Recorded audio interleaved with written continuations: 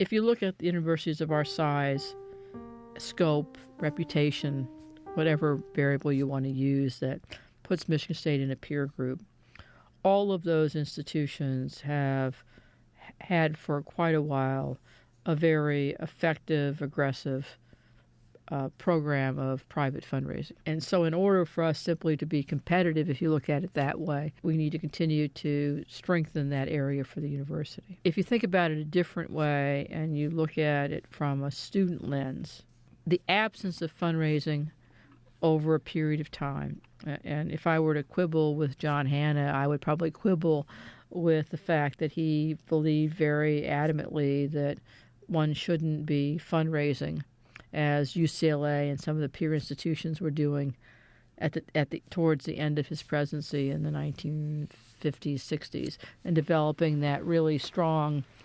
advancement approach. He just accepted gifts. I mean, with the gift of the Jennison family as a gift that was accepted, it wasn't solicited. And so we started well behind the curve of other institutions. And where that plays for the students is we have been very, very aggressive over time in providing financial aid through university sources. In the budget, we were able to raise financial aid 30-40% in order to try to offset both the increased need of our students as well as the loss of the state's financial aid program. That alone cost students who attend Michigan State, by the changes in the state financial aid program, $20 million. Now, we've been able to offset about 2/3 of that, but that's because of cost containment, budget reductions, and also by redirecting some tuition dollars. Had we had the richness of the private fundraising, you would have relied on endowed scholarships to be able to offset some of those issues, to recruit more broadly students, and to make it easier on students to get through Michigan State because they're worrying less about financial aid. And that's particularly true for the families that consider themselves middle class, but are nearer the bottom of the middle class measures because they're not eligible for federal financial aid funds except for loans, and they're not eligible for Pell Grants. So that group above Pell is a group that has historically been part of Michigan State's mission, not to have people who are Pell eligible and then nobody in between and people who are really rich. We've been really worrying about being a university that serves the middle class. And so the absence of those endowment dollars puts enormous pressure on the university.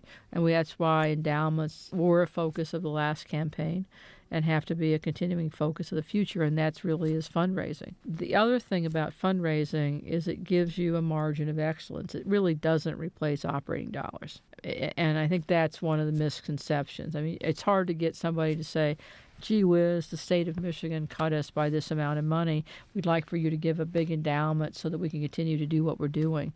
People give money to make a real big difference. They don't give money just to plug holes. So as a result of that, you have to think about endowment as a margin of excellence and a margin for experimentation, to try new and different things, to recruit and retain people that you might not otherwise be able to do, because people are people, and titles and a little bit of discretionary money makes a difference. And so if one university has that and the other one doesn't, it means you have to find a lot of pluses for the one who doesn't in order to offset the one who does.